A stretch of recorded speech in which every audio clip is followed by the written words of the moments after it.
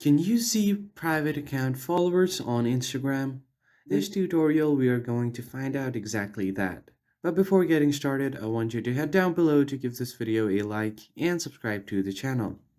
So if you want to find out the followers list of a private account, you first have to find a private account. So I'm just going to search for a private account and then hit enter. So once you find your private account, now, if you want to see their followers list and if you tap on it, you won't be able to find that out.